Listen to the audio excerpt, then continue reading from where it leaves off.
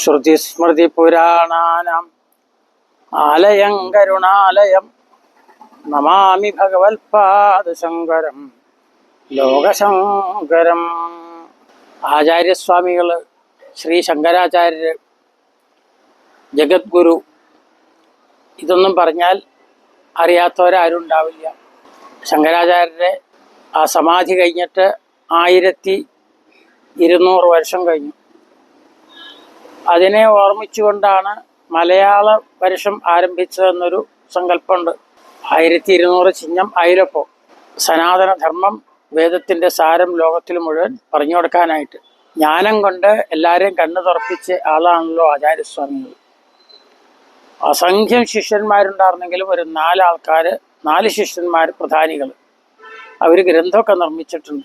ആ 4 ആൾക്കാരിൽ ഒരു പ്രധാനിയാണ് സുരേശ്വരാചാര്യർ എന്ന്, ശങ്കരാചാര്യരെ ഒരു പ്രധാന ശിഷ്യൻ. ശൃംഗേരിയിൽ മഠം സ്ഥാപിച്ച് അതിൻ്റെ ആദ്യത്തെ അധ്യക്ഷനായിരുന്നു സുരേശ്വരാചാര്യർ. 4 ശിഷ്യന്മാരും തൃശ്ശൂരിൽ ഓരോ മഠം സ്ഥാപിച്ചിട്ടുണ്ട്. അതിൽ നടുവിൽ മഠം സ്ഥാപിച്ച ആൾ സുരേശ്വരാചാര്യരാണ്. അദ്ദേഹമാണ് ഈ ഭാഗത്തുള്ളത്. അദ്ദേഹത്തിൽ നിന്നാണ് പ്രസിദ്ധനായ എല്ലാവരാലും അറിയപ്പെടുന്ന വില്വമംഗലം സന്യാസം സ്വീകരിച്ചത്. ആ വില്വമംഗലത്തിനെയാണ് നടുവിൽ മഠത്തിൽ, തൃശ്ശൂർ നടുവിൽ മഠത്തിൽ, ഞങ്ങളുടെയൊക്കെ ആസ്ഥാനമായ നടുവിൽ മഠത്തിൽ ആദ്യത്തെ അധ്യക്ഷനായിട്ട് മൂപ്പിൽ സ്വാമിയാരായിട്ട് അവരോധിച്ചത് വില്വമംഗലത്തിനാണ്. ആ വില്വമംഗലമാണ് നടുവിൽ മഠത്തിൻ്റെ ആദ്യത്തെ മൂപ്പിൽ സ്വാമിയാരാണ് ആ ഭാഗത്ത് ഉള്ളത്. അദ്ദേഹമാണ് പത്മനാഭസ്വാമി ആദ്യമായിട്ട് ദർശിച്ചതും അവസാന നിമിഷം വരെ ഇവിടെ പുഷ്പാഞ്ജലി ചെയ്തുകൊണ്ട് താമസിച്ച് ഇവിടെ അദ്ദേഹം സമാധിയായി.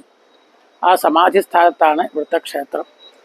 അദ്ദേഹം പൂജിച്ചേർന്ന വിഗ്രഹമാണ്, മഹാവിഷ്ണുവിൻ്റെ വിഗ്രഹമാണ് ഇപ്പോൾ അവിടെ പ്രതിഷ്ഠിച്ചത് നമ്മുടെ ക്ഷേത്രത്തിൽ.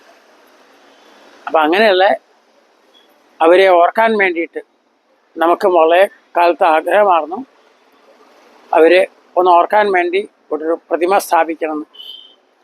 ആദ്യമായിട്ട് കഴിഞ്ഞ ശങ്കര ജയന്തി ദിവസം മെയ് 12-ാം തീയതി ആചാര്യസ്വാമികളുടെ ശിലാപ്രതിമ ആദ്യമായിട്ട് സ്ഥാപിച്ചു. അത് കഴിഞ്ഞ് ഇപ്പോൾ ആ ഗുരു പരമ്പരയിലെ ആദ്യത്തെ ആൾക്കാരിൽ സുരേശ്വരാചാര്യയും വില്വമംഗലത്തിൻ്റെയും കൂടി ഒന്ന് ഓർക്കാൻ വേണ്ടി, ഗുരുസ്മരണയാണല്ലോ ഏറ്റവും പ്രധാനം, അതിനുവേണ്ടി ഇവിടെ സ്ഥാപിക്കാൻ കഴിഞ്ഞു. അത് വലിയ ഒരു ഭാഗ്യമായിട്ട് കരുതുന്നു. പത്മനാഭസ്വാമിയെ ദർശിച്ച ആളാണ് വില്വമംഗലം. അപ്പോൾ പത്മനാഭസ്വാമിയെ ദർശിക്കുന്ന അത്രയും തന്നെ ഒരു പുണ്യമുണ്ട് അദ്ദേഹത്തിൻ്റെ തപോഭൂമിയിൽ വന്നാലും. ഇവിടെ ഇപ്പോൾ ഈ അഷ്ടമി രോഹിണിയോട്, നാളെ ശ്രീകൃഷ്ണ ജയന്തി ആണല്ലോ, അതിനോടനുബന്ധിച്ചാണ് നമ്മളിപ്പോൾ ഇന്ന് ഇവിടെ സമർപ്പിച്ചിരിക്കുന്നത്. ഈ വില്വമംഗലത്തിൻ്റെ തപോഭൂമിയിലും ക്ഷേത്രത്തിലും നാരായണീയ സമ്പൂർണ്ണ പാരായണം അതൊക്കെ നടക്കുന്നു. ഇന്ന് നാളെ മറ്റന്നാൾ 3 ദിവസമുണ്ട്.